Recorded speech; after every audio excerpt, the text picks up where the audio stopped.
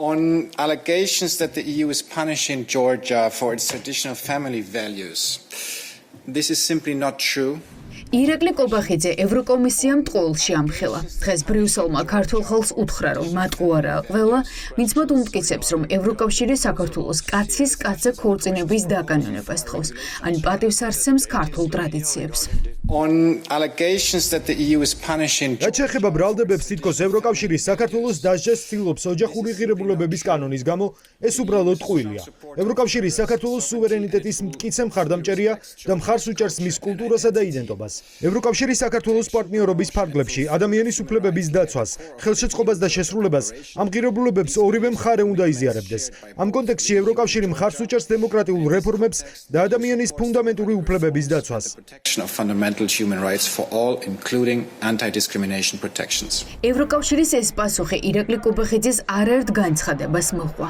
უკვე რამდენიმე კვირა ის ხალხს უყვება, რომ უვიზო მიმოსვლის შეჩერების საფრთხე იმის გამო დადგა, რომ საქართველომ უარი თქვა დააკანონოს კაცების გათხოვება და სქესის შეცვლა. საქართველოში მეგბირდებით, ვერავინ ვერ მივა სამოქალაქო რეესში და ვერავინ ვერ გადაკეთდება თუ არის ქალი კაცად. ირაკლი, თქვენ ადასტურებთ, რომ ევროკავშირი ერთსქესიანთა ქორწინებას ითხოვს დღეს საქართველოში. მთელი ევროპის მასშტაბით აქვს ეს მოთხოვნა. ჩვენ გვეუბნებიან, რომ თუ არ გავაქვთ იმ კანონს, რომელთაც იგრძალება ერთსქესიანი ქორწინება ან პარტნიორობა, ჩვენ არ მოგცემენ. კი, ამ კანონის გაუქმებას ხო ითხოვენ. ლოგიკა ხო გაქვს. ავტომატურად მაგას ნიშნავს ბატონო ირაკლი. ავტომატურად მაგას ნიშნავს ერთსქესიანთა ქორწინებას ნიშნავს. ეს კანონი არაფერს ცვლის. მაშინ რატო ითხოვენ მის გაუქმებას? ევროკავშირის მწვავე რეაქციის შემდეგ ქართული ოცნება აღიარებს, რომ მათ ევროკავშირი არ სთხოვს კაცების გათხოვების დაკანონებას.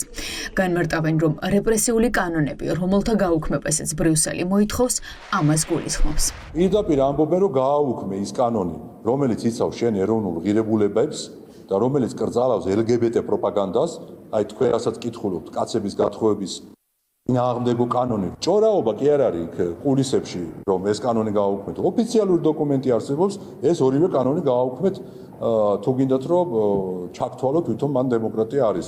ქართული ოცნების პროპაგანდის საპასუხოდ ევროკავშირის ქვეყნების ელჩები ხალხისთვის ცდილობენ ახს, საიდან დაიწყო პრობლემები. დღეს რუმინეთის ელჩმა საქართველოში თქვა, რა შემთხვევაში შეგვიჩერებენ უვიზო მიმოსვლას. Well, I mean the visa-free regime was ვიზა ლიბერალიზაცია იყო დიდებული ბენეფიტი ქართველი ხალხისთვის. ახლა საკითხი ასე დგას. ჩვენ ჯერ არ გვინახავს საქართველოს მთავრობის ოფიციალური პასუხი, რომელიც ახლახანს გაიგზავნა ბრიუსელში. გვინდა ოფიციალური დოკუმენტი ვნახოთ. პასუხის ნახვის შემდეგ ვისაუბრებთ. უვიზო რეჟიმს გარკვეული პოლიტიკური პირობები მოჰყვება, რომლებიც უნდა შესრულდეს. თუ ევროკავშირის წევრი ქვეყნების კვალიფიციური უმრავლესობა გადაწყვეტს, რომ პირობები არ არის შესრულებული, მაშინ ეს ასეც იქნება. უვიზო რეჟიმი შეჩერდება. ჯერ არ გვინახავს ოფიციალური დოკუმენტი. ამ ეტაპზე ჩვენ ჯერ კიდევ წინასწარი მოლაპარაკებების ეტაპზე ვართ. ფიქრობ, თუ თავისუფალი მიმოსვლა ევროკავშირთან დაგეხმარათ ბევრ რამეში, მისი გაუქმება უკვე ნიშნავს პრობლემას. Well, I mean, if it helped, if visa-free regime helped, I'm sure that its suspension will be a problem. ქართულმა ოცნებამ რეკომენდაციები არ შეასრულა.